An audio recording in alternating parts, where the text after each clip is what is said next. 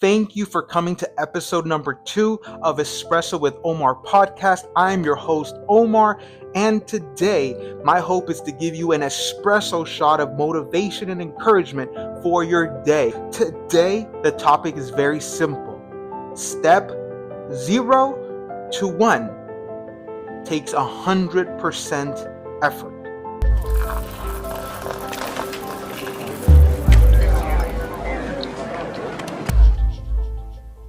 We've all heard the cliche, step 1 is the hardest step you'll take. But my goal today is to really break this down a little bit, is to really try to understand why is step 1 so difficult and why am I making the claim that it requires 100% effort to get started. Not only am I making the claim that step 1 takes 100% effort, I'm also highlighting that step 1 will be the most difficult step you will ever take on your journey to embark a better fitness life, a better health life, a new career, a new job, a new relationship, a new place to live, whatever it is you're doing, maybe a new school year, maybe a new school, whatever it is you're trying to do in your life that's very difficult, step 1 will be the most difficult you will ever have. Let's break this down with arithmetic, right? A little bit of math.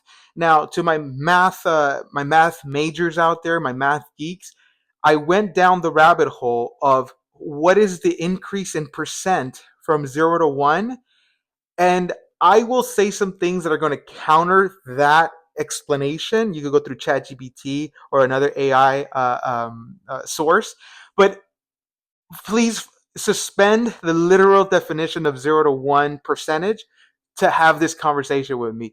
But if you cannot, I understand. You can fact check me later. I totally get it.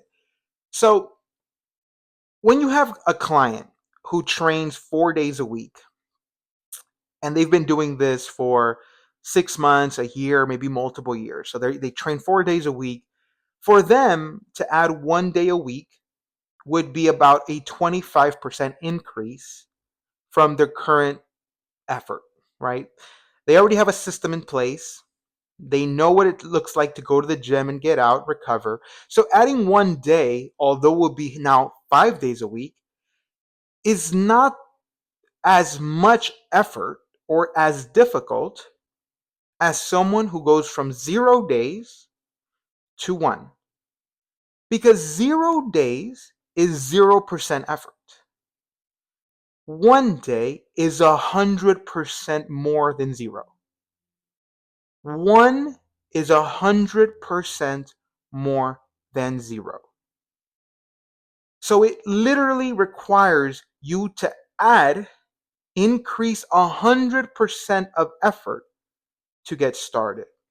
For anyone who's wondering, why is this important to keep in mind, right? Okay, getting started is very difficult. Well, okay, I knew that. That's a cliche. Cool, you did some bad math, some bad arithmetic that ChatGPT doesn't agree with. So what's the point?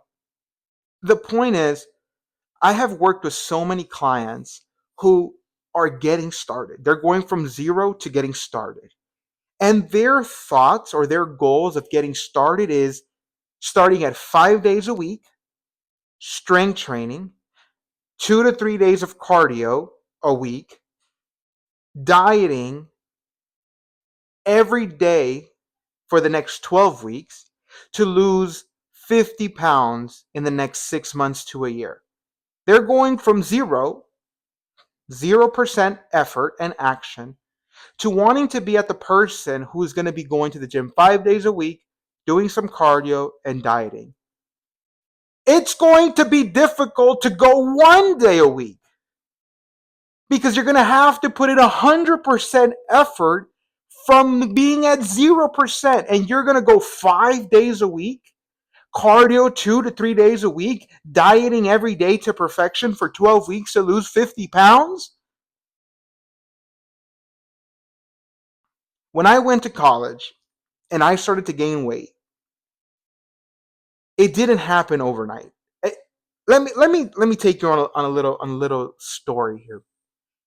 So I went to college. I was really excited because now, right, you get to eat whatever food you want. You don't have to live off of the cafeteria.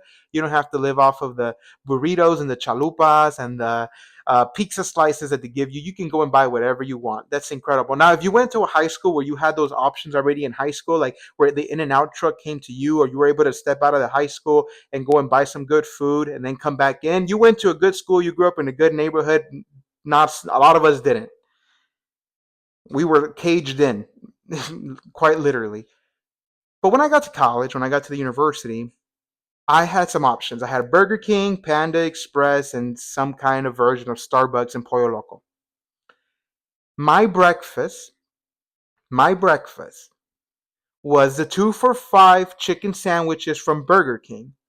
Now, it didn't start that way. It didn't start that way. When I started, I thought, well, I want to save some money. I'm in college. I should be frugal. I should be responsible with my money. I should manage it accordingly. Well, Burger King has a 2 for $5 chicken sandwiches. I can buy the 2 for $5, have one for breakfast, one for lunch, and then maybe get a snack or a coffee later in the day, go home, have dinner at home. I'll be good.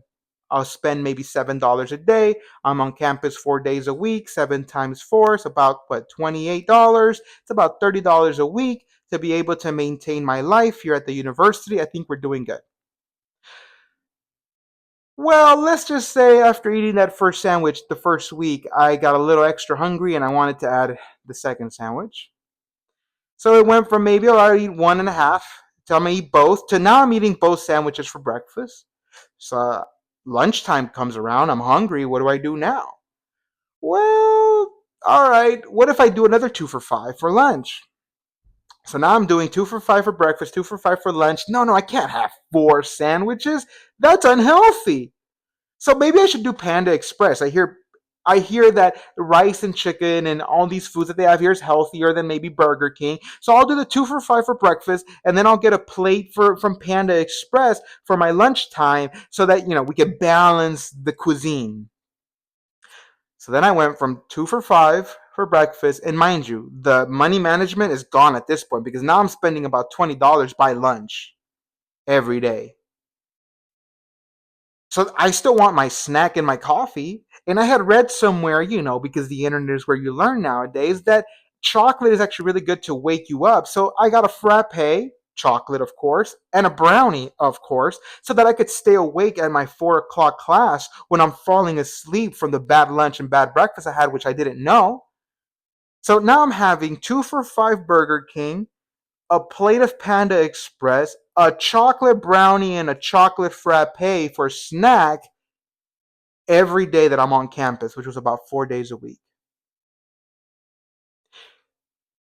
You're going to tell me that that person that I was in that moment can without any issues go from inaction, from 2 for $5 Burger King sandwiches and Panda Express and brownie and frappe on a daily in and out basis to 5 days of working out at the gym?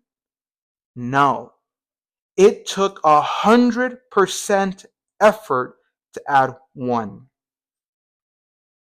Because I wasn't at zero. I was in the negatives. I had to go from one way, one extreme, to baseline to the other side. So this is why it's important for me to break down that 0 to 1 requires 100% effort.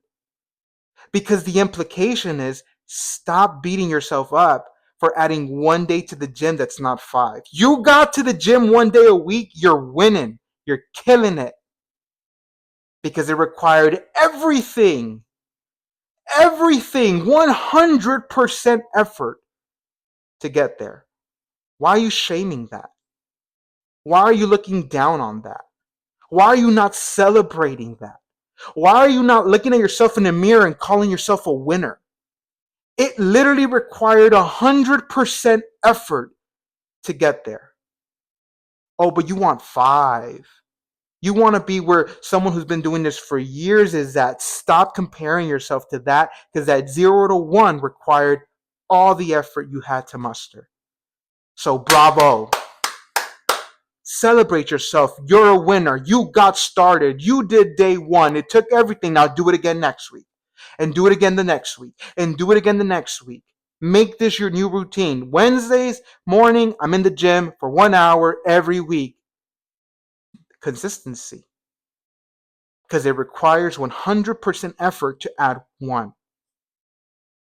Stop wanting to be at 5 days a week, cardio, eating right, perfecting this, when you're literally at inaction 0%, maybe in the negatives like I was. Congratulate yourself, love yourself, call yourself a winner, and hype yourself up for getting in there one day because you got started. Thank you again for joining me for episode number 2. Some takeaways from today's episode is step 1 is the hardest, so just start with that one. Celebrate your efforts because you will never give more effort than you're giving to get started.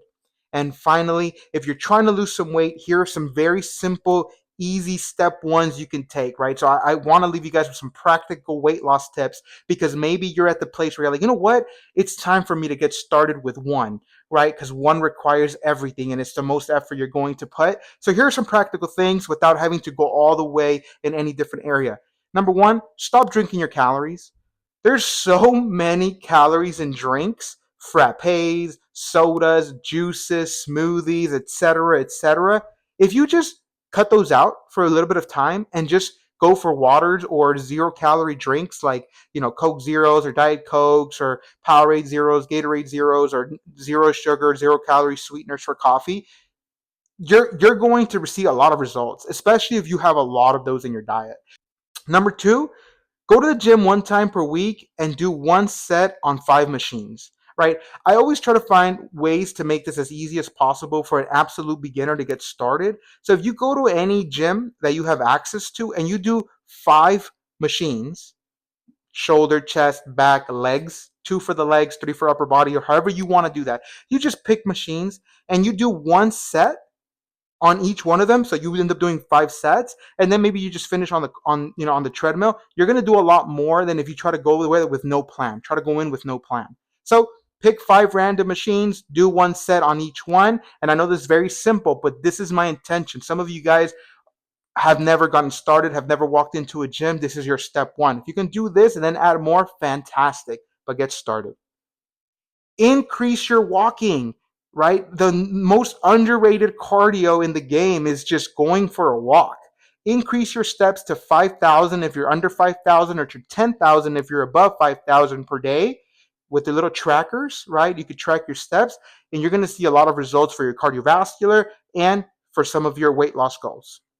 Last one is less fast food and more homemade whole food meals are going to go a long way, right? Fast food meals suffer from some flaws, right? They taste delicious and they may be cheap, but they are not going to fulfill you, or they're not going to make you feel full for a long period of time. However, homemade meals, they might require a little bit more effort to get started on, and they may cost a little bit more money, although I'm not willing to concede on that, because if you go grocery shopping, you can make a lot more meals for your week than if you go to fast food, especially now where a meal can cost you $15 to $20. So I'm willing to bet that that's not exactly the case, that it's cheaper. But let's for the sake of this conversation assume that it is a little bit cheaper to go with fast food. It's going to make you feel full for a longer period of time, especially if it's whole foods. And what are whole foods? Or actual food, non-processed, right? Like a piece of protein, chicken, fish, steak, turkey, eggs, dairy, fruits and vegetables, whole grains, rice, beans, even breads that go work. They're going to just make you feel full for a longer period of time. So if you're ready to get started on your step 1s, which require a lot of effort, and I am applauding you for that, take these 4 steps. Stop drinking your calories. Go to the gym 1 time per week and just pick some machines and do a set on 5 of them. 3, increase your walking steps to 5,000 to 10,000 steps, and less fast food, more homemade foods and meals, and you're going to see some results. Thank you for joining me on episode 2 of Espresso with Omar podcast, your espresso shot of motivation for your day. Thank you.